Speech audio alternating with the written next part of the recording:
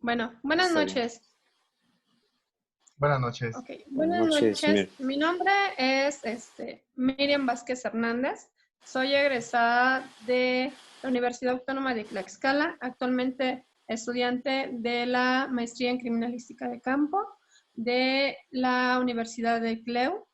Y a continuación les presentaré a dos peritos y expertos, los cuales se encargarán de realizar una entrevista y darnos su punto de vista.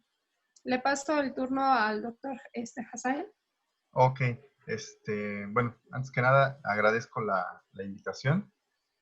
Y pues bueno, mi nombre es Asael Escobar, soy cirujano dentista con una especialidad en estomatología forense y técnico en criminología. De ahí, pues algunos diplomados y cursos que tienen que ver al respecto. Actualmente me desenvuelvo laborando en el Hospital General de Iztapalapa, esto en la Ciudad de México, en México, en el Departamento de Enseñanza e Investigación, turno matutino. Y pues dentro de las actividades que competen a las áreas de investigación del hospital, pues están las cuestiones de derecho sanitario, de cuestiones que tienen que ver con temas biomédicos y pues por supuesto en algunos casos cuando se presenta la situación de los casos médico-legales, pues sí con las cuestiones de los peritajes o los dictámenes, ¿no? De acuerdo a la magnitud del caso. No sé, Marc, si te quieres presentar. Sí, buenas noches. Antes de nada, un honor y un Buenas placer noches. poder compartir con ustedes. Mi nombre es Marc Esquivel Ventura, pertenezco a la División Central de Investigaciones, específicamente al área de homicidios y búsqueda de personas desaparecidas.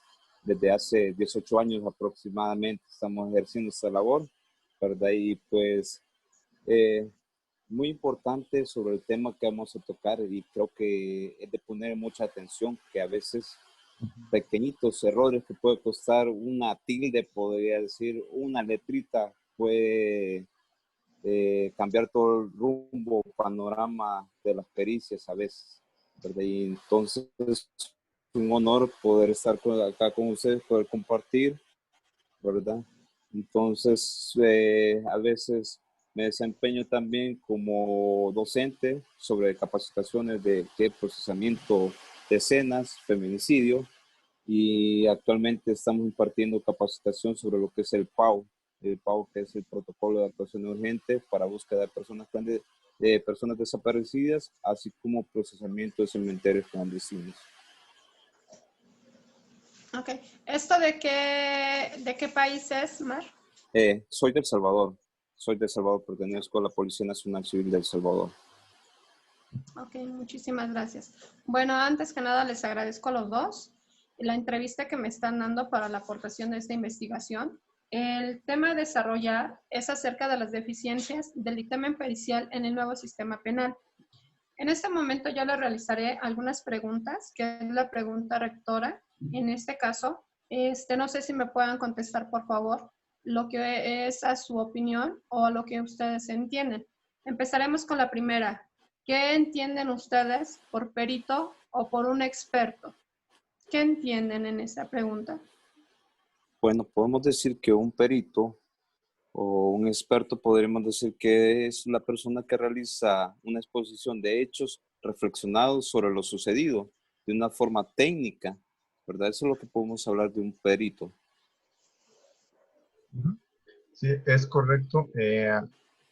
Aportándole un poquito más al término del oficial Marc, se puede catalogar como un experto en la materia.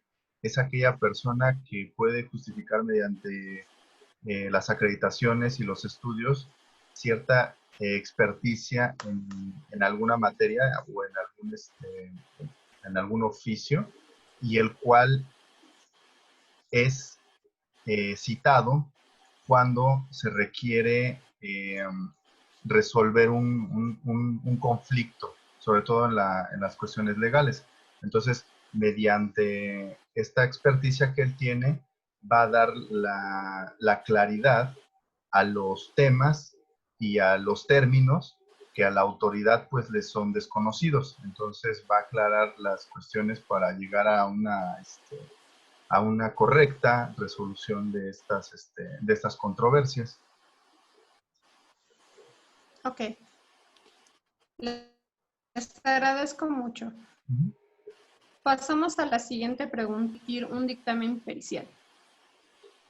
Bueno, creo que la finalidad, lo principal es dar a conocer sobre la experticia, lo real, tener algo como reflexionar, ¿verdad? Eso es lo que hace el perito, o sea, con su informe, mostrar a las partes lo que sucedió, lo que se determinó mediante la experticia, ¿verdad?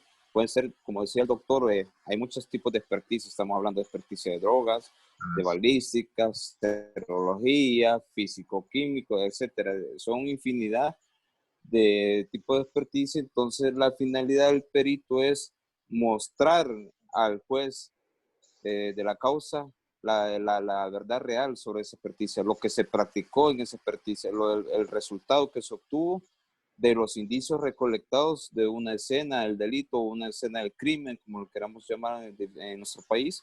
Eso es lo que es prácticamente ilustrar. Es correcto. Okay. Pues Gracias.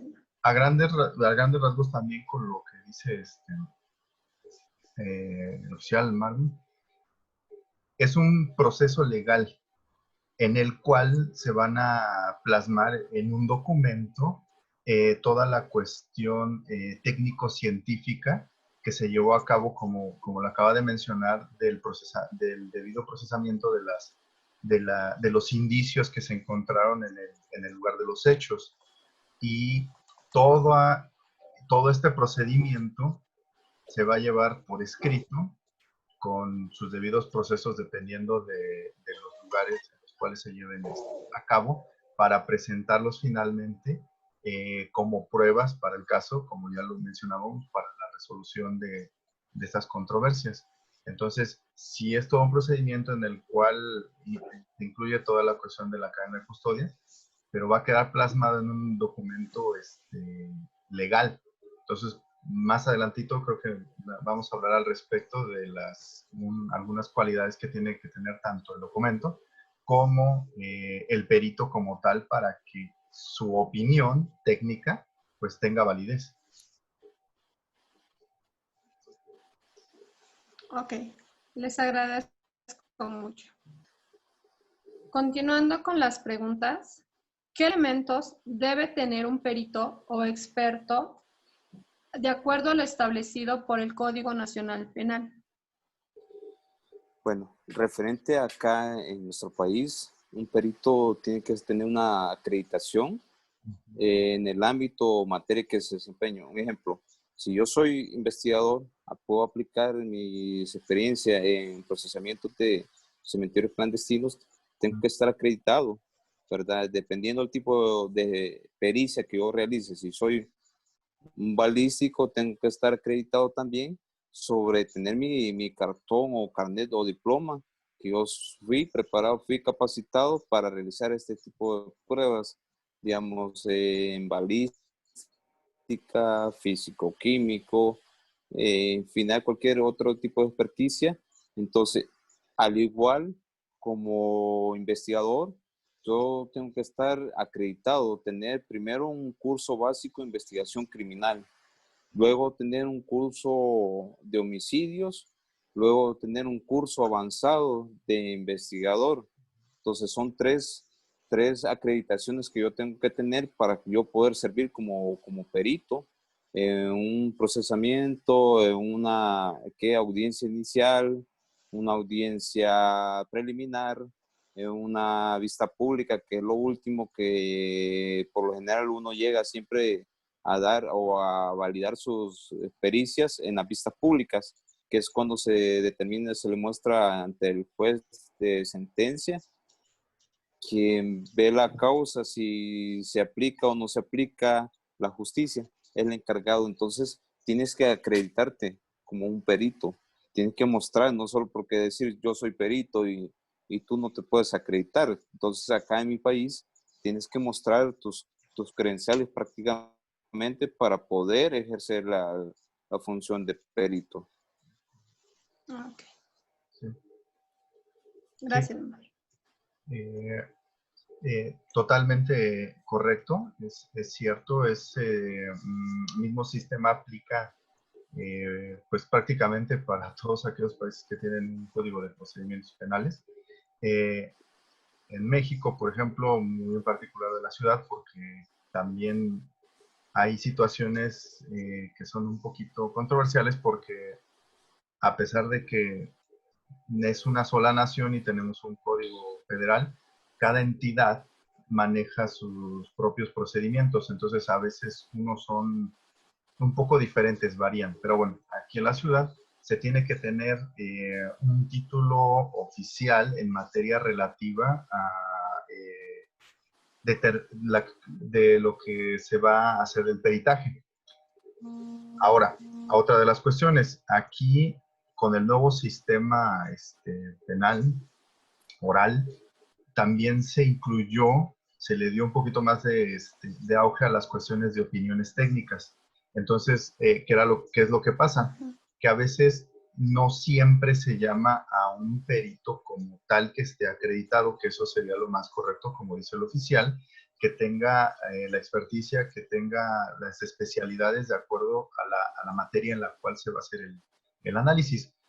Por falta, a veces, de estos elementos, se llegan a tomar opiniones técnicas de profesionales de ciertas áreas en las cuales ellos también pueden fungir, no como un peritaje como tal, pero sí algo acercado. Ya la fiscalía tomará la estrategia correspondiente al respecto, pero bueno, sí se tiene que tener una acreditación, ese es lo más indicado, pero hay ciertas áreas en las que no.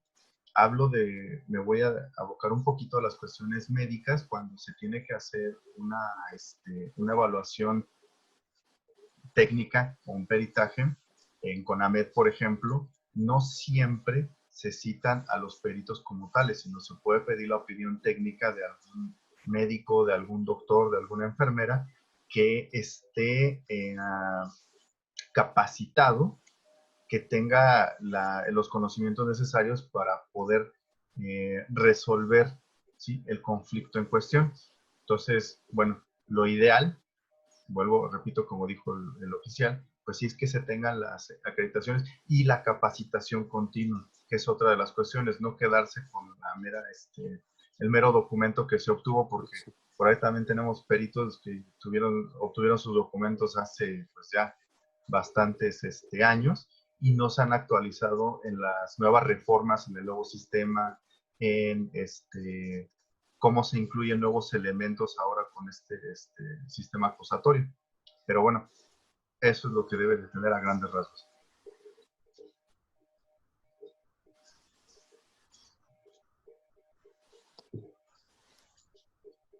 Agregar un poquito referente a lo que usted se refiere y pericias de que tal vez dentro que el ámbito fiscal, el ámbito policial, no hay gente preparada. Entonces, Sí. nuestra legislación permite el perito profesional, ¿verdad? El empírico también, que si usted puede algo, que usted es experto, digamos, en cierta habilidad, entonces lo pueden acreditar como un perito empírico profesional, ¿verdad? Entonces, a veces la persona, voy a poner un ejemplo muy claro, y con la persona que yo le tengo proceso los cementerios clandestinos, él es el ingeniero Israel Ticas, conocido como el abogado de los muertos en mi país, ¿verdad? Por la experiencia que tiene, más de 25 años de trabajar lo que es cementerios clandestinos. Entonces, he tenido el honor de trabajar mucho con él. Entonces, él es un ingeniero en sistemas que creó sus propias técnicas de arqueología forense que están dando resultados que a la hora de ser acreditado se va con un perito profesional, un perito empírico. Entonces, nuestra legislación lo permite, lo acepta, Así es. ¿verdad? Entonces, es similar, acá estamos hablando casi similar a la legislación de ustedes. Ok, les agradezco. Ahora, vamos con las preguntas relacionadas al tema como tal. En cuanto a ustedes como peritos ya emiten los dictámenes de años atrás, ahora la pregunta aquí sería, ¿cuáles son las principales debilidades que tienen los peritos o expertos al emitir un dictamen pericial en el sistema penal acusatorio? ¿Cuáles son sus deficiencias que ustedes tienen en los dictámenes? Fíjate de que en el ámbito de nosotros a veces las deficiencias son que falta a veces de equipos tecnológicos, ¿verdad? A veces tú necesitas ocupar equipo tecnológico y si lo tienes, los tienes programas obsoletos, programas desfasados. Te pongo un ejemplo. Nosotros ocupamos mucho lo que es un aparato que se llama UFER.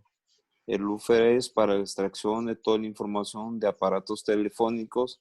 Entonces, digamos, tú dices que borra la información del teléfono, todo, de WhatsApp, redes sociales y todo. Vengo yo, conecto el UFER.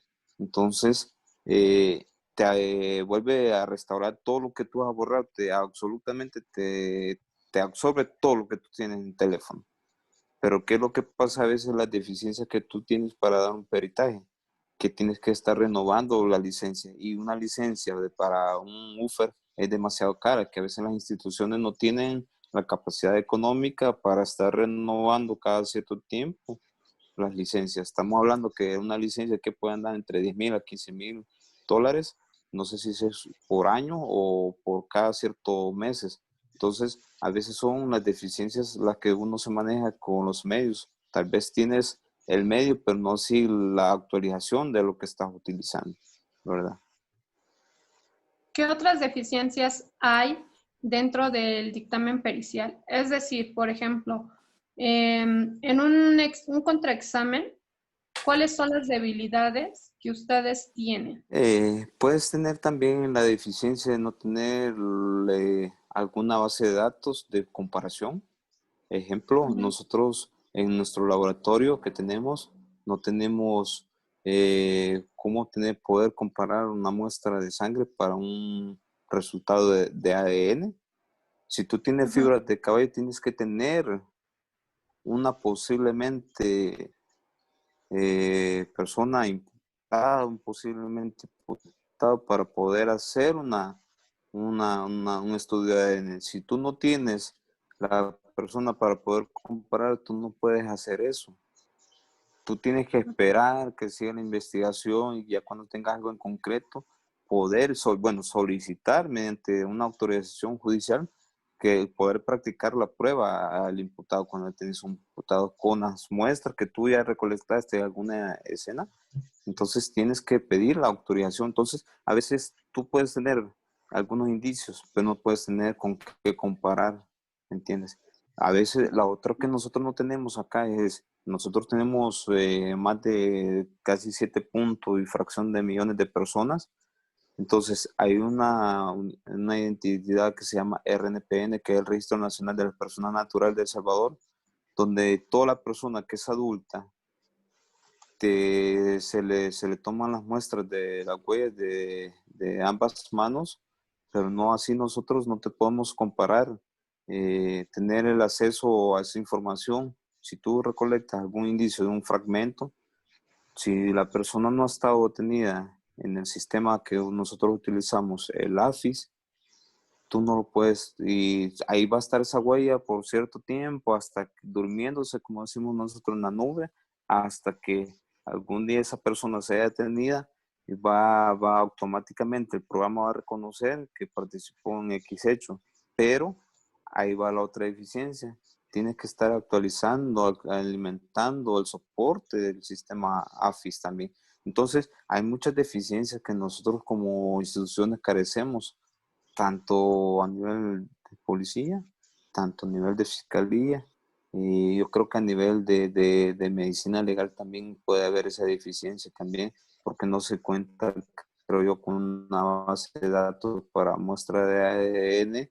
Hasta hace poco tengo entendido que se logró obtener un programa, un software que fue donado por un ODC a medicina legal para la información, ir guardando la información de los casos de personas no identificadas.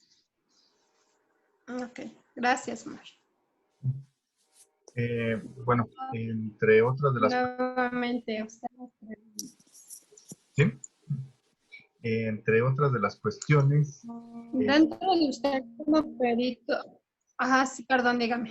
¿sí? Así de rápido, no me lleva mucho tiempo. El oficial menciona la cuestión de las deficiencias de tecnología y otra aquí, desde que cambió el sistema eh, de inquisitivo, como se le conocía a este sistema oral, generalmente, no todos, pero generalmente los peritos eran como que más de escritorio, por llamarles de alguna manera. No se enfrentaban tan seguido a audiencias como se hace ahora, que tienen que estar presentes dependiendo de cada etapa del proceso. Entonces, sí, en un principio, y creo que todavía un poquito, hace falta esa preparación de pasar de lo escrito a lo oral, porque generalmente se entregaba todo por los folders, por las carpetas, por los oficios, etcétera, etcétera. Pero ahora que se tienen que confrontar meramente con lo que se tiene de conocimientos sin un respaldo escrito, sí he visto bastante problema en la cuestión de cómo expresarlo y afrontarse a los argumentos de la defensa. La fiscalía tiende a prepararlos para que mm, se capaciten de una manera muy rápida antes de que lleguen esas audiencias, pero aún así, pues generalmente los abogados son muy sagaces, entonces llegan a derribar los argumentos por la falta de preparación de cómo se desenvuelve el perito en esas instancias ya reales. Y pues la última, la capacitación, porque lo que les comentaba, si juntamos ese elemento con lo que dice el oficial de que no hay tecnología y no hay capacitación continua, pues hay un desfase tremendo de conocimientos. Y por desgracia, los recursos del Estado son más limitados y caemos en lo que está diciendo el oficial, que no se tienen los elementos necesarios para justificarlo. Entonces, sí llega a haber pues problemas graves por esa cuestión.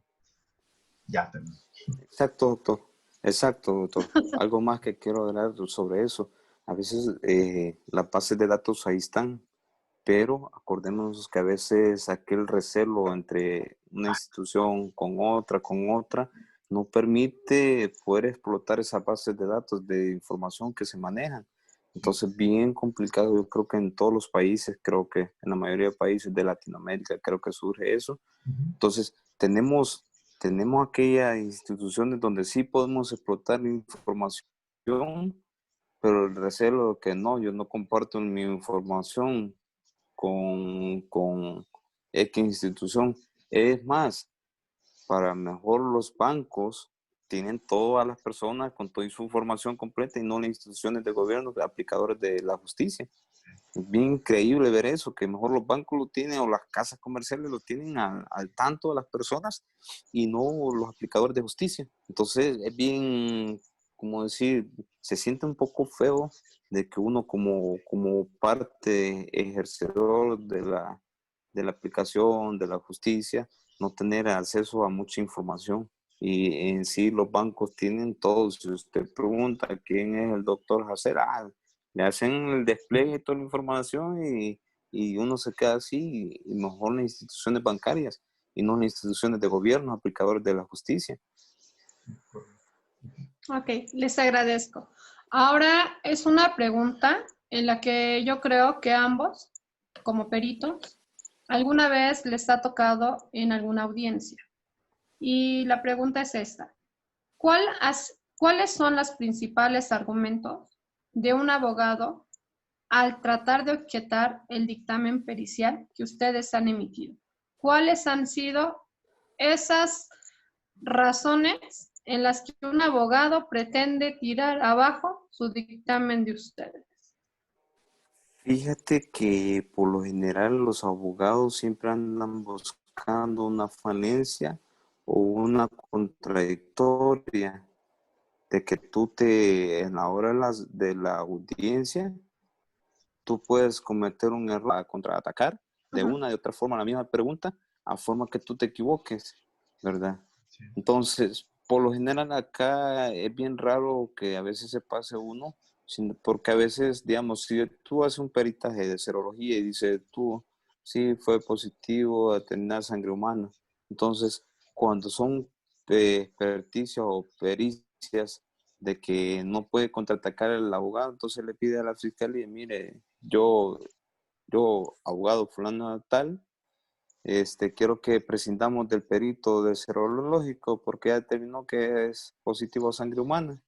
Entonces ellos tratan de que tú, de confundirte a la hora de rendir tu dictamen, tu pericia. Entonces lo mejor, lo más sano es de que tú le digas al juez, su señoría me permite ver la perticia que yo realicé en esa ocasión porque he realizado varias, quiero recordar, o quiero leer un poco porque no recuerdo. Entonces es lo más sano, por lo que decía el doctor. A veces ni te preparan porque a veces de repente, pum, mire, mañana vista pública. Entonces tú te quedas, ¿de qué caso?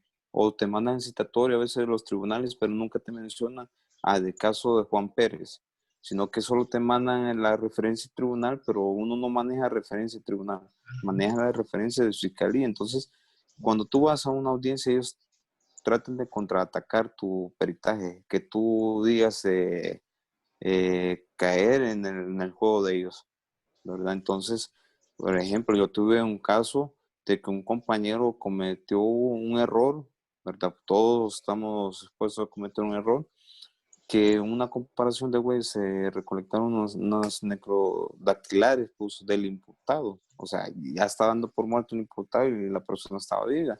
Entonces, por decir, se recolectaron fragmentos de huellas de tal lugar. Él puso necrodactilar del imputado, fulano, entonces ya lo estaba dando por muerto. Y lo bueno que a la defensa se le fue por alto, porque ellos estaban contraatacando en ese momento una cuestión de una pericia balística. Entonces, a veces errores pequeños, imagínate, en ese momento teníamos el detenido y el compañero le puso, se recolectaron huellas necrodactilares del imputado, o sea, lo estaba dando por una persona fallecida. Entonces, a veces ellos tratan con un mínimo error contraatacar y contraatacar en eso para que el juez tenga un poco de duda y viene la sana crítica del juez y dice, no, mire, se cometió esto o esto no está acorde. Y ahí, o sea, son mínimas. O sea, ellos tratan de agarrarles hasta de una coma si es posible, que tú no la has escrito bien o no la has puesto bien y contraatacar esa coma, ¿verdad? A veces acá en mi país, si tú vas a vista pública, dependiendo del tipo de persona que es, vas a ver, te vas a enfrentar con 3, 4, 5 defensores. Entonces ellos se ponen de acuerdo y dicen, no, contraataca aquí vos, después volver a replantear la pregunta de otra forma, al final, a forma de confundirte de lo que te están preguntando, o sea, que tú caigas en el juego de ellos. Es bien complicado.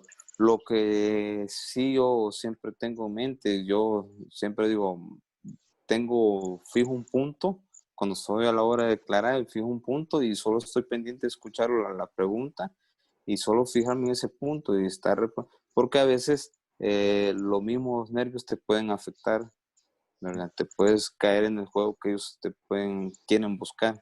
Entonces solo te fijan un punto, tú respondes tranquilamente, te relajas y tú das tu experticia y tú dices, pues mire, su señoría me permite ver la experticia, porque si tú motivas, a veces te agarran quemar ropa, como decía el doctor, Entonces, que la noche de la mañana, mire, mañana tiene vista pública y cuando tú vayas, fíjese que me han citado de esta audiencia, no sé de qué se trata, y cuando vas al tribunal, que es del caso tal, y tú, yo hice esta experticia, o hice esta experiencia, o hice esto, entonces hasta en ese momento tú vuelves a recordar de qué caso es, ¿verdad? Entonces, ellos más que todo tratan de contraatacar, como vuelvo a repetir, si una coma está mal, esa coma van a contraatacar.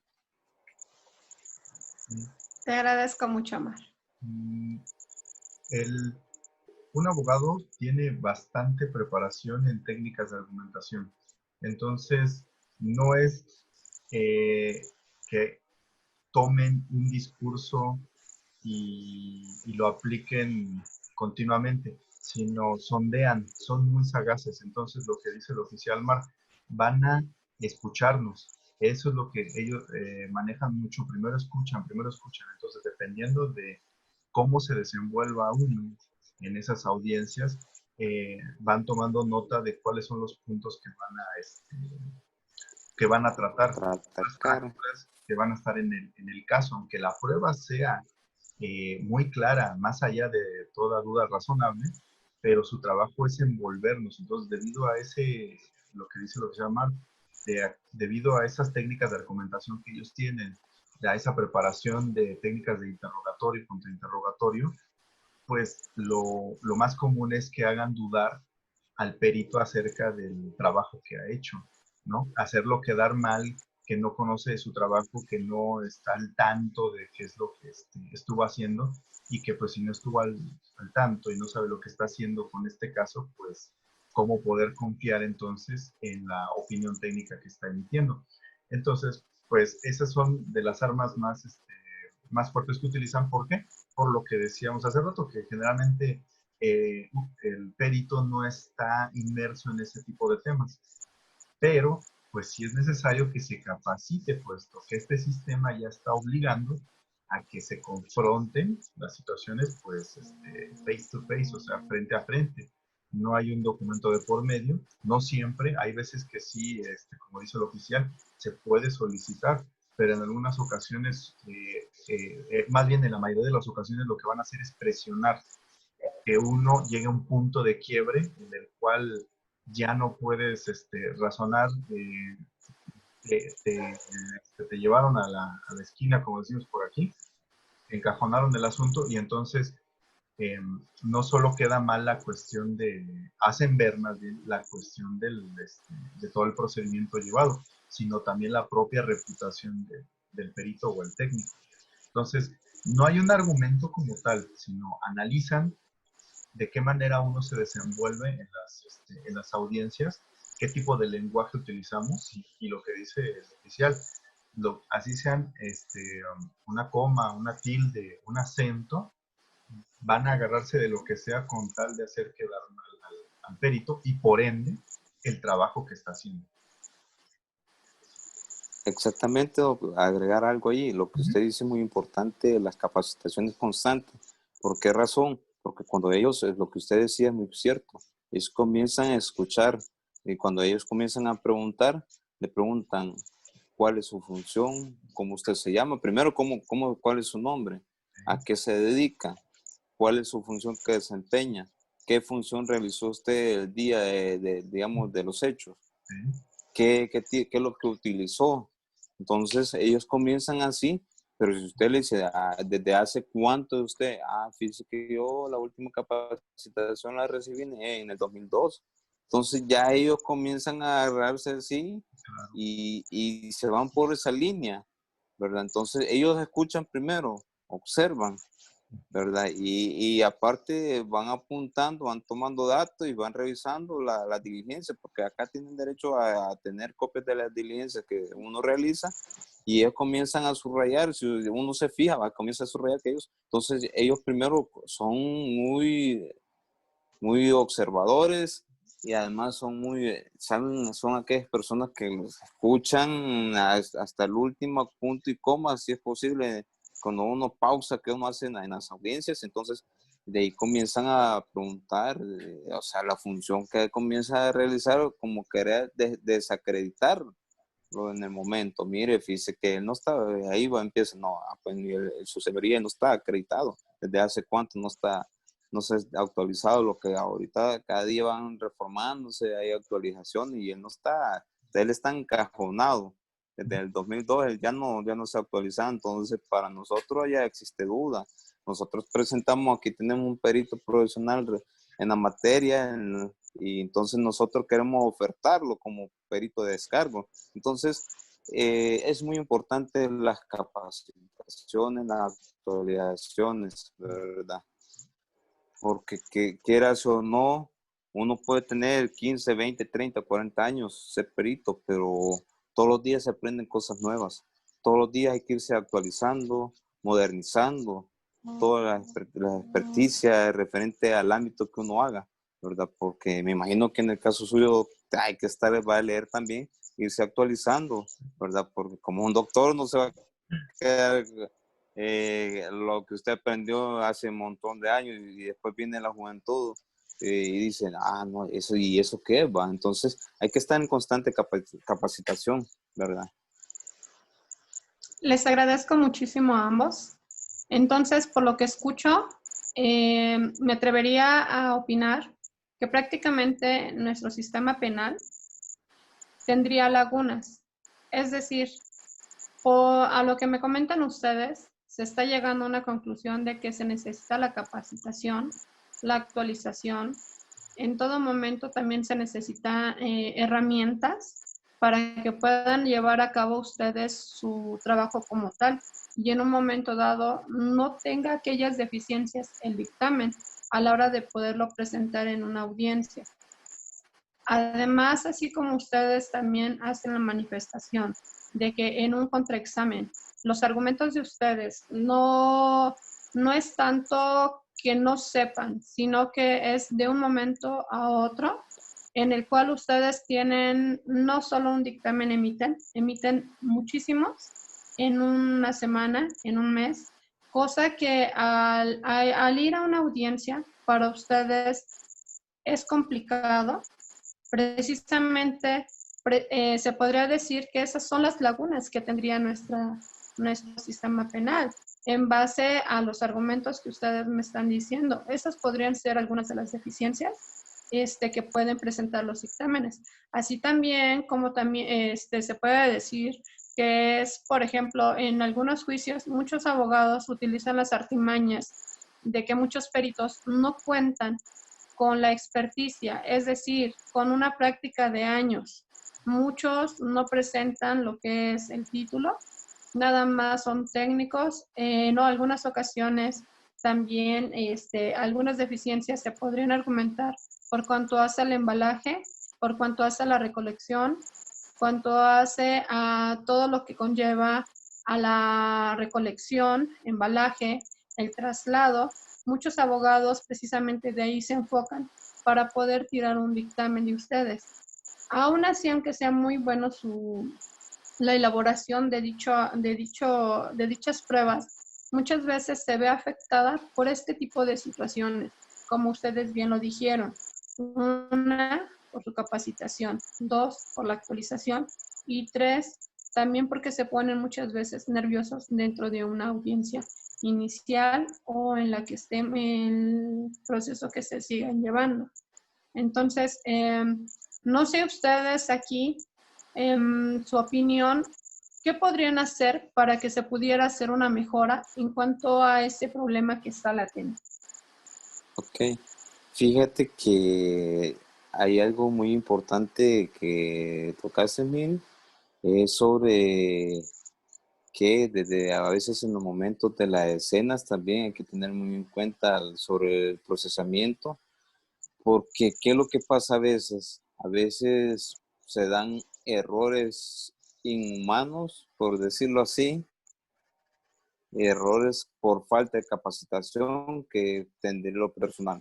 Todo personal que realiza pericias. ¿Por qué razón? A veces nosotros tuvimos un caso muy importante aquí en nuestro país, muy sonado.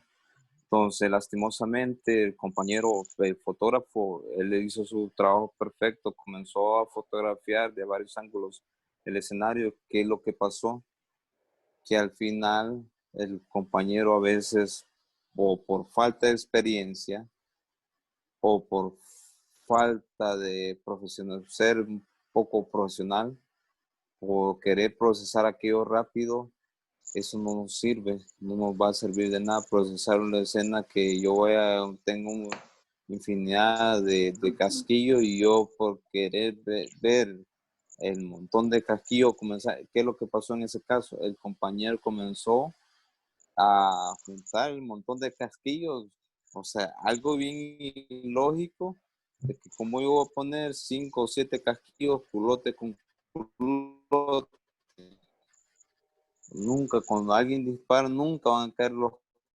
casquillos a la par de esa forma. Entonces, el defensor fue astuto y dijo, mire su señor en la foto panorámica estamos viendo la reguera que aquí, porque a la hora de acercamiento de la evidencia aparecen hasta 7, 9 casquillos juntos. O sea, ningún dispare y que todo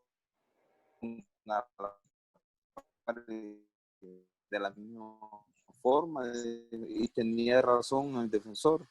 Entonces, es bueno que se esté la idea es procesar con todo el mayor tiempo disponible del mundo, no correr, es cierto,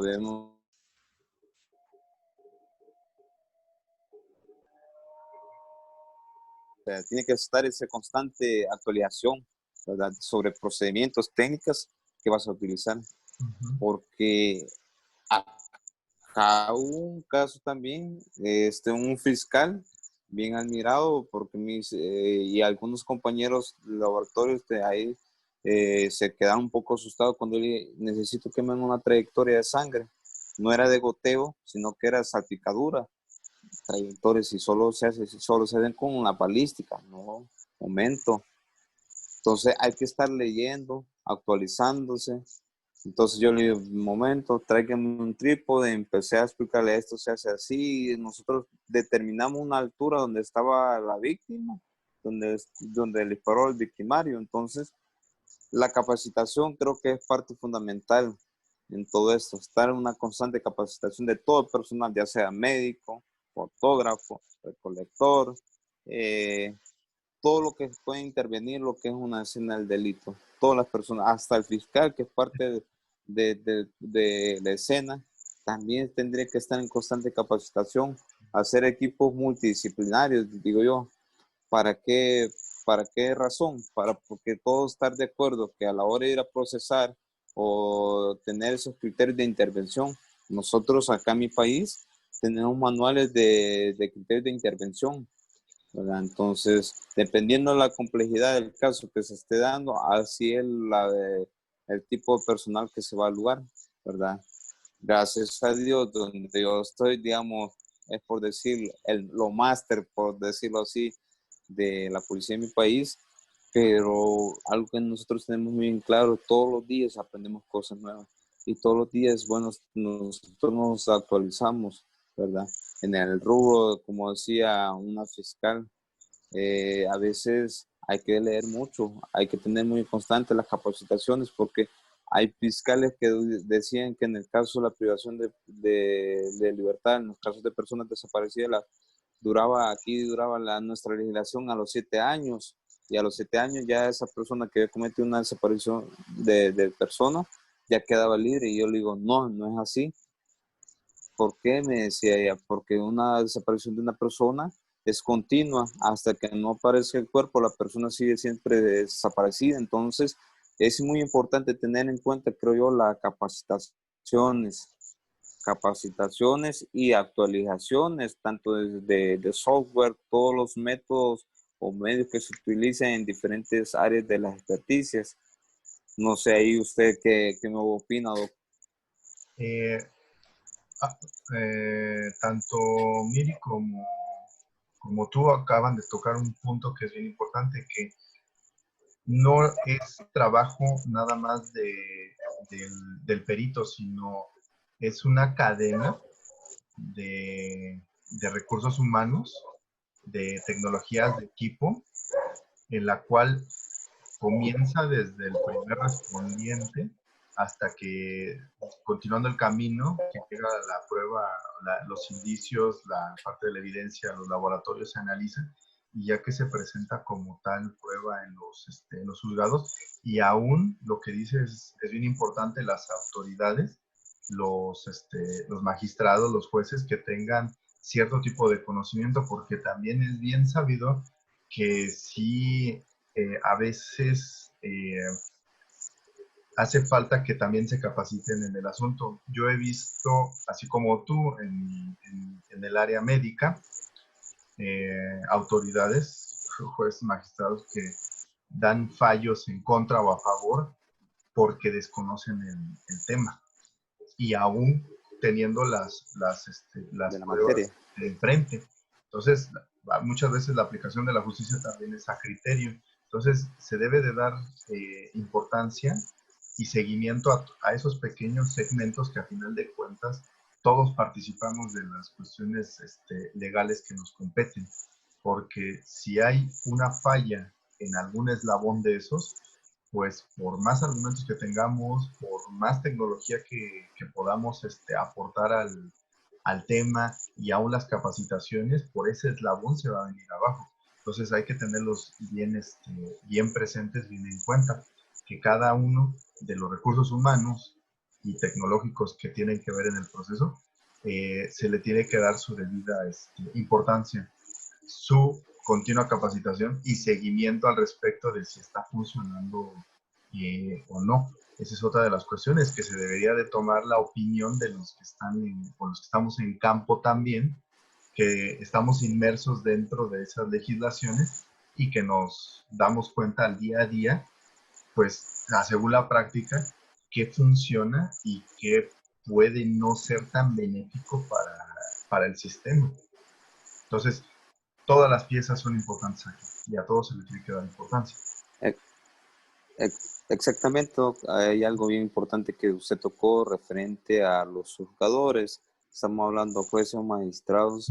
Lo que usted decía es bien importante porque hay quienes que dan resoluciones favorables a los imputados, no a las víctimas, por Así es. desconocer sobre la materia. Entonces, ellos creen que tienen la certeza real de Correcto. que el perito se ha equivocado cuando desconoce en la materia, y entonces no están en constante capacitación, y es muy importante que ellos estén y conocer. Si ellos tienen un poco de duda, consultar en el momento en el perito, pero comienza el interrogatorio del defensor y comienza a cuestionar, y si la persona tiene poca experiencia, Así. ¿verdad? Entonces a todos nos ha pasado, cuando uno empieza, a veces uno no haya que tiembla pues al momento, entonces ya le crea una duda al juez, entonces y el juez desconoce, no, dice, el defensor tiene la razón y por lo tanto ahí está libre. Entonces, y a veces, bueno, tú hace poco estuve monitoreando un caso muy sonado que estuvo compartiendo la colega Tania de Costa Rica sobre la desaparición de una joven de Helen, se llama la persona. Entonces, ellos tienen a nivel de Centroamérica, ellos dicen a nivel de Latinoamérica, posiblemente tienen el mejor laboratorio criminalista, pero lo que es la aplicación del perito de campo, como que ahí están, en ese ámbito están, pero desfasados, que me admiró que decían que habían metido un K9 para la búsqueda de restos óseos, y cuando los restos óseos ya el perro ya no olfatea. O sea, ellos decían que le habían dado hasta entrenado con huesos pulverizados. Es mentira. Ya un animalito ya no va a sentir un olor. Entonces yo le decía a una persona y algo se molestó, mira, mi hijo, nosotros tenemos, está bien, yo los admiro, si ustedes tienen un laboratorio criminalística, gracias a Dios, le digo yo sí, y está bien que lo apliquen, digo, pero hay que ser honestos que cuando nosotros no tenemos la experiencia de un perito de campo, vamos a fallar en algunas cosas, vamos a tener ese flanqueo, le digo yo sí. Entonces, lo mejor es pedir ayuda. Entonces, yo lo estaba molestando después. Le digo, los socorristas encontraron a la persona Resto José y no el OIJ, que decían que son los mejores, que tienen mejor laboratorio en criminalística, que tienen los mejores peritos. No, le digo. Entonces, hay momentos que uno puede tener ese desconocimiento de la materia. Entonces, lo que usted decía, hay jueces que desconocen, entonces no, tiene razón el abogado, pum, para afuera el imputado, pero a veces salen por desconocer. Y hay algo que hay que tener en cuenta también, que a la hora hay que ser un poco profesional también como peritos, porque se han dado casos de que hay gente que está detenida inocentemente por desconocer, por querer aplicar, tener una respuesta, una solución a ciertos casos de magnitud social, de que todos quieren para allá y entonces a la carrera nada nos va a funcionar. Hay que trabajar lo más técnico, lo más profesional, porque sí se dan casos, yo creo, tanto en mi país como en muchos países del mundo. Hay gente que está detenida inocentemente también por aquella inexperiencia, aquella persona, peritos que no están capacitados constantemente.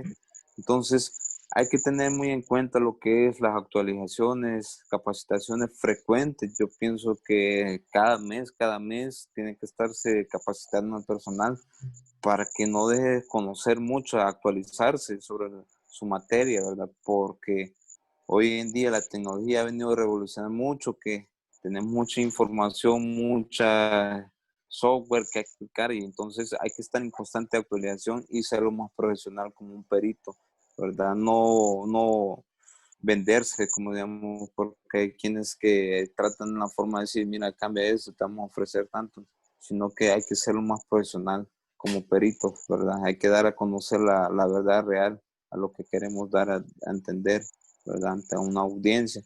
Entonces, es muy importante estar en una capacitaciones constantes, pienso yo, cada mes por lo menos 2 veces al mes, por lo menos mi parte de sugerencia, ¿verdad? Te agradezco mucho, Mar.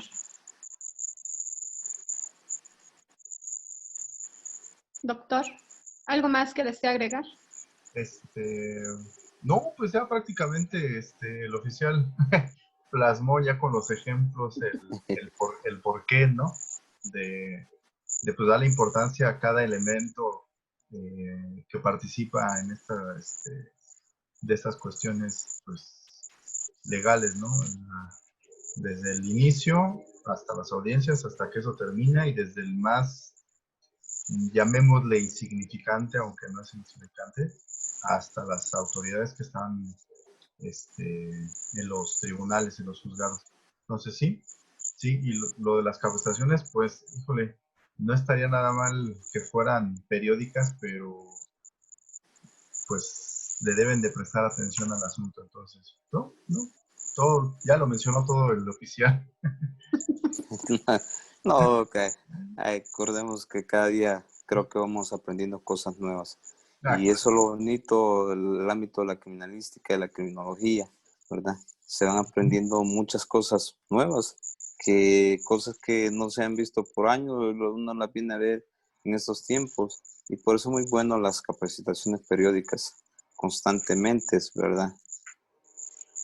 Correcto. Bueno, les agradezco a ambos el que se hayan tomado el tiempo para esta entrevista.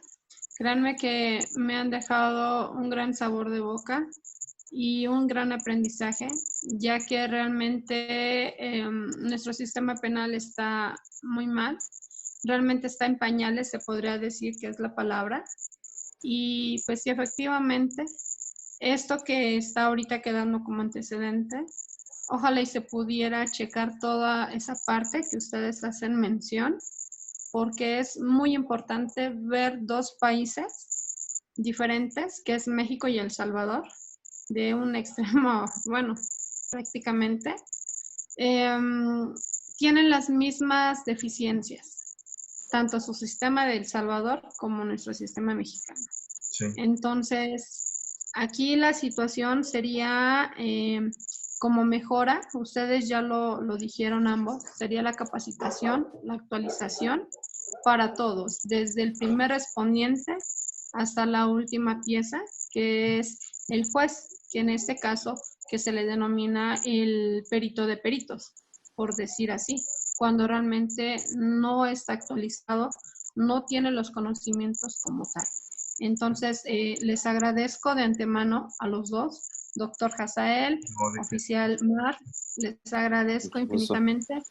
Es una entrevista que en verdad vale la pena y espero que tanto mis compañeros como la doctora que nos está impartiendo el seminario de titulación sea grato para ellos, porque en verdad es una información muy valiosa, la cual si se pudiera dar a conocer a muchos expertos, yo creo que nos dirían lo mismo que ustedes me acaban de comentar.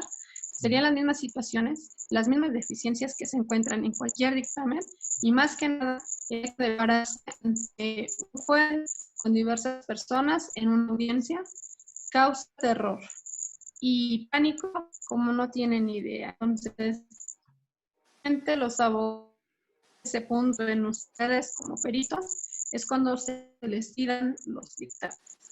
Entonces, como bien dicen ustedes, es actualizar. Les agradezco de antemano y pues no me queda más que decir muchísimas gracias. No, ¿de qué? No, Un gusto, Miri. Igualmente, y quizás no es tanto agregar un poquito más, Miri, perdón. Entonces, no creo que esté tanto en pañales, sino que sería bueno como sugerencia ir creando frecuentemente o actualizando, ¿cierto? No sé si ustedes tienen ciertos protocolos de procesamiento, de intervención de la escena del delito, escena del delito. Nosotros hace poco, el año pasado, gracias a Dios, tuve la oportunidad de participar en actualización, perdón, del procesamiento del protocolo de feminicidio, que es muy diferente procesar la escena a un homicidio o a un escenario de hurto, robo, X delito. Entonces, ¿por qué razón? Porque se han ido, conforme hemos ido teniendo los casos, hemos ido conociendo ciertas situaciones que han sido necesarias por incorporar en el protocolo. Yo me quedé admirado en un caso que fue muy sonado de una periodista acá en mi país que se llamaba Carol Turcios, donde tuvimos que utilizar la matemática cuántica.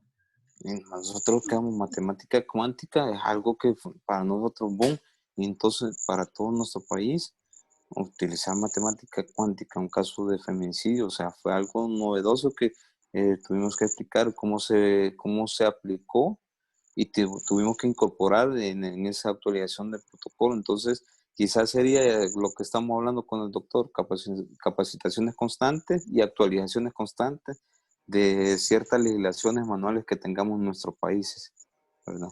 Y un gusto, mire, un gusto por haber conversado un rato, ¿verdad? Sobre este tema que es muy importante tener en cuenta. Creo que es necesario estar en constante actualizaciones, capacitaciones, ¿verdad? Lo volvemos a repetir, creo yo, con el doc. Entonces, ¿por qué es lo que más se necesita? Creo que no es tanto estar en pañales, sino que quizás las capacitaciones creo que están en pañales, las actualizaciones que de los métodos, técnicas, medios que utilizamos como peritos. Te agradezco, Mar. Muy amable. Doctor Rafael. No, pues yo le digo ya, el oficial viene a sentar toda la cuestión de la que venimos hablando. Entonces, pues sí, tienes razón. Yo creo que si hiciéramos la entrevista a un grueso un poquito más extenso de compañeros que tienen que ver en el asunto, casi opinaríamos lo mismo, aunque fuéramos de diferentes nacionalidades. Entonces, pues sí hay que aportarle lo más que se pueda al asunto y pues mientras estamos aquí, pues hacer lo mejor que se pueda con lo que tenemos a nuestro alcance. Exactamente. Bueno, pues les agradezco mucho el que me hayan tomado la llamada y que me hayan apoyado con este proyecto de investigación. En verdad les agradezco mucho. No, ¿de qué? La orden, estamos a la orden. Sí. Ya le puede cortar, doctor.